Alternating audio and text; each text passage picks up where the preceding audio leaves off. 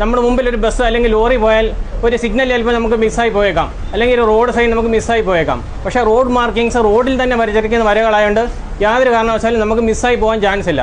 അപ്പോൾ അതുകൊണ്ടാണ് അതിൻ്റെ ഒരു നാവിഗേറ്റർ എന്ന് പറയുന്നത്. നമുക്ക് റോഡ് മാർക്കിങ്സ് ഓരോന്നായിട്ട് പഠിക്കാം. ഇത് കണ്ടില്ലേ, തുടർച്ചയായിട്ട് വെള്ള വര. ഈ വര ഉണ്ടെങ്കിൽ മാത്രമേ നമുക്ക് വാഹനം ക്രോസ് ചെയ്യാൻ പറ്റുള്ളൂ. ഓവർടേക്ക് അല്ലെങ്കിൽ ലൈൻ മുറിച്ച് കടക്കാൻ പറ്റുന്ന ഏക വര ഇതാണ്. വലിയ അകലത്തിലുള്ള നീളം കുറഞ്ഞ വരകൾ ഇത് ഓവർടേക്കിന് അനുവദനീയമാണ്. ഇതിന് ശേഷം വരുന്നതാണ് ബ്രോക്കൺ ലൈൻസ് ആണെങ്കിലും ഇതിന് അകലം കുറവാണ്. ഇത് കൊടുക്കുന്നത് ഇതിന് തൊട്ട് മുമ്പായിട്ടൊരു മഞ്ഞ വരയായിരിക്കും. മഞ്ഞ വരയ്ക്ക് തൊട്ട് മുമ്പായിട്ട് ആണ് ഇത് കൊടുക്കുന്നത്. ഇതും നമുക്ക് ഓവർടേക്ക് ചെയ്യാം. അപ്പോൾ ഓവർടേക്ക് ചെയ്യാൻ അനുവദിച്ചിട്ടുള്ള രണ്ട് വരകൾ ഇത് രണ്ട് മാത്രമാണ്. വലിയ അകലത്തിലുള്ള നീളം കുറഞ്ഞ വരകളും ചെറിയ അകലത്തിലുള്ള നീളം കൂടിയ വരകളും. ഇതിന് ശേഷം വരുന്നതാണ് കണ്ടിന്യൂസ് വൈറ്റ് ലൈൻ. ഇത് നമ്മൾ ഓവർടേക്ക് ചെയ്യാൻ പാടില്ല. കുറച്ചുകൂടെ സ്ട്രിക്റ്റായിട്ട് ഇംപ്ലിമെൻറ്റ് ചെയ്യേണ്ടതാണ് ഡബിൾ ലൈൻ. ഇത് യാതൊരു കാരണവശാലും ഓവർടേക്ക് ചെയ്യാൻ പാടില്ല. അടുത്തത് ഇതിൻ്റെ ഒരു കോമ്പിനേഷനാണ്.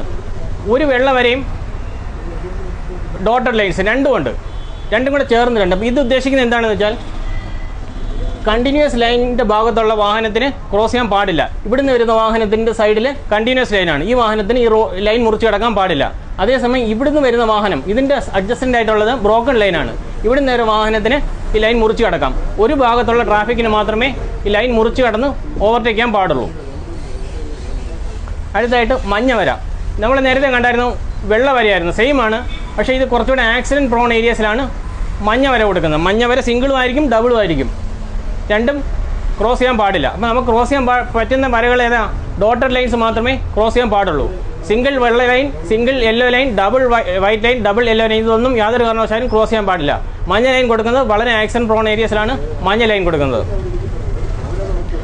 ഇത് കണ്ടില്ലേ, ലാഡർ ഹാച്ചിങ്. നമ്മൾ MC റോഡിൽ എന്നും ഡിവൈഡറല്ലേ, നിങ്ങൾക്ക് ശ്രദ്ധിച്ചിട്ടുണ്ടാവും. റോഡിന് വീതി ഇല്ലാത്തതുകൊണ്ടാണ് ഡിവൈഡർ കൊടുക്കാത്തത്. ഡിവൈഡറിൻ്റെ പർപ്പസാണ് ലാഡർ ഹാച്ചിങ് ചെയ്യുന്നത്. നമ്മുടെ റോഡിൽ നോക്കിയാൽ കാണാം, നമ്മുടെ ഈ റോഡിലുണ്ട് ലാഡർ ഹാച്ചിങ്. ഡിവൈഡറിൻ്റെ ഫംഗ്ഷനാണ് അത് ചെയ്യുന്നത്. അടുത്ത കണ്ടില്ലേ, റോഡ് സൈഡിൽ ഡിഫ്ലക്ഷൻ മാർക്കിംഗ്. നമ്മൾ കർവിലൊക്കെ കാണാം ഇങ്ങനെ വരകൾ കാണാം. ഇത് വേറെ ഒന്നുമല്ല, രാത്രി കാലങ്ങളിൽ ഡ്രൈവറിനെ റോഡിൻ്റെ സൈഡ് ഭംഗിയായി കാണാൻ വേണ്ടിയിട്ടും റോഡിൽ നിന്ന് തെന്നി മാറി പോകാതിരിക്കാൻ വേണ്ടിയിട്ടുമാണ് ഡിഫ്ലക്ഷൻ മാർക്കിംഗ് കൊടുക്കുന്നത്. റോഡ് സൈഡിൽ മഞ്ഞ വര കണ്ടിട്ടുണ്ടോ? എന്ത് ഉദ്ദേശിക്കുന്നത് അറിയാമോ?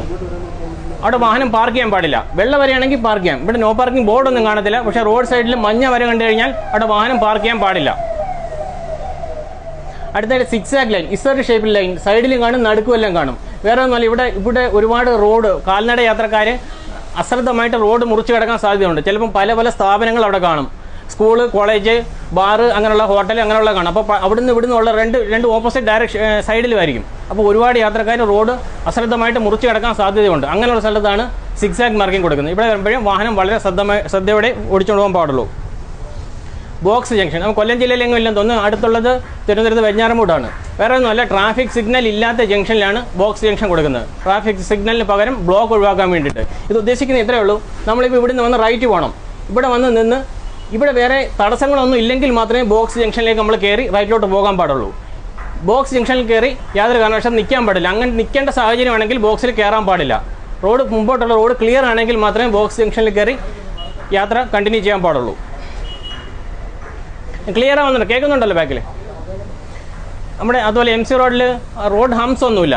റോഡ് ബമ്പ് കൊടുക്കാൻ പാടില്ല. അതിന് പകരം സ്പീഡ് കുറയ്ക്കാൻ വേണ്ടിയിട്ടാണ് സ്പീഡ് ബാർ മാർക്കിംഗ് കൊടുക്കുന്നത്. രണ്ട് 6 സ്ട്രിപ്സ് കാണും, മഞ്ഞ 6 സ്ട്രിപ്സ് കാണും, 4 സെറ്റ് കാണും 2 സൈഡിലുമായിട്ട്. ഇതാണ് റീച്ച്, ഹസാർഡ് റീച്ച്. ഇതാ അതിൻ്റെ 2 സൈഡിലുമായിട്ട് 4 സ്ട്രിപ്പ് കാണും. 4 set 6 strip bar marking. Speed ബ്രേക്കറാണ്. അടുത്തായിട്ട് ഗോസ്റ്റ് ഐലൻഡ് മാർക്കിംഗ്. ഇത് കണ്ടിട്ടുണ്ടോ? റോഡിൻ്റെ നടുക്കായിട്ട് കുറേ ഇങ്ങനെ ഹാച്ച് മാർക്കിംഗ് കണ്ടിട്ടുണ്ടോ? എവിടെയെങ്കിലും ചടയമംഗലത്തുണ്ട്. എന്തിനാണെന്ന് അറിയാമോ? അപ്പോൾ ഞാൻ പറയട്ടെ, നമ്മളിപ്പോൾ മെയിൻ റോഡിൽ നിന്ന് റൈറ്റിലോട്ട് ഒരു ബൈ റോഡിൽ ക്രോസ് ചെയ്യണം. എങ്ങനെ ക്രോസ് ചെയ്യും? എതിർ ദിശയിൽ വണ്ടി വരത്തില്ലേ? അപകട സാധ്യതയില്ലേ? ബാക്കി നമ്മൾ ക്രോസ് ചെയ്യാനായിട്ട് നിർത്തുമ്പോൾ ബാക്കിൽ നിന്നൊരു വണ്ടി വന്ന് തട്ടാൻ സാധ്യതയില്ലേ? ഉണ്ട്. അപ്പോൾ നിങ്ങൾ ചടയമംഗലം ജംഗ്ഷനിലുണ്ട്. ചടയമംഗലമാണെന്ന് വിചാരിക്കും. ഇവിടുന്ന് നമ്മൾ ചടയമംഗലിൽ നിന്ന് തിരുവനന്തപുരത്തോട്ട് പോവുക. നിങ്ങൾക്ക് വലത്തോട്ട് വർക്കല പോകണം. നിങ്ങളിങ്ങനെ നേരെ വരിക. തിരുവനന്തപുരത്തോട്ട് പോകേണ്ട വണ്ടികൾക്ക് നേരെ പോകാം.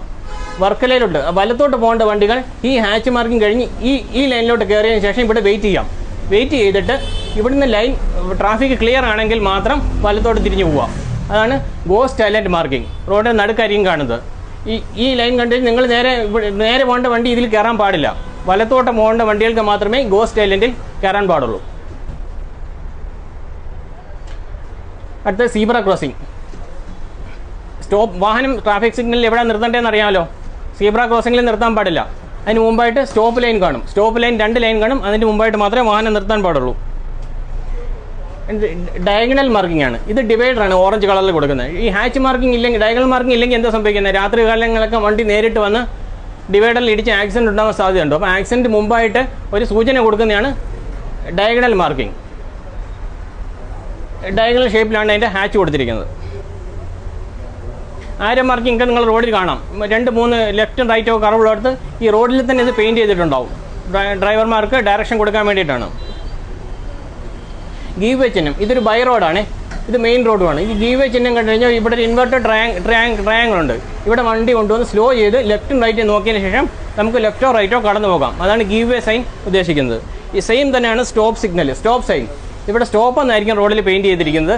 ഒരു സ്റ്റോപ്പിൻ്റെ സൈനും കാണും, റോഡ് സൈനും കാണും. ഇവിടെ എന്ന് വെച്ചാൽ വാഹനം ഇവിടെ നിർത്തി ലെഫ്റ്റും റൈറ്റും നോക്കിയതിന് ശേഷം കടന്നു പോകും. ഇത് രണ്ടും തമ്മിൽ വ്യത്യാസം. സ്റ്റോപ്പ് ലൈൻ എന്ന് പറഞ്ഞാൽ ഇവിടെ വാഹനം നിർത്തണം.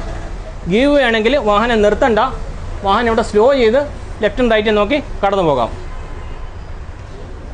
ഇത്രയേ ഉള്ളൂ മെയിനായിട്ടുള്ളത്. ഞങ്ങളുടെ മെയിൻ ഉദ്ദേശം ഇതേ ഉള്ളൂ. നമ്മളിനി അടുത്ത ആഴ്ച മുതൽ ഇത് കോർട്ടിലേക്ക് കൊടുക്കും. ഇങ്ങനെയുള്ള ഒഫൻസ് എല്ലാം കോർട്ടിലേക്ക് കൊടുക്കാൻ പറ്റുള്ളൂ. അപ്പോൾ നേരിട്ട് കോടതി കൊടുക്കുന്നത് ഇച്ചിരി കടുത്ത നടപടിയായി പോകും. അതുകൊണ്ടാണ് ഒരു ബോധവൽക്കരണ പരിപാടിയായിട്ട് ഇറങ്ങിയിരിക്കുന്നത്. അപ്പോൾ നിങ്ങളെല്ലാവരും വാഹനങ്ങൾ ശ്രദ്ധിച്ചോടിക്കുക, റോഡ് മാർക്കിങ്സ് എല്ലാം പാലിക്കുക.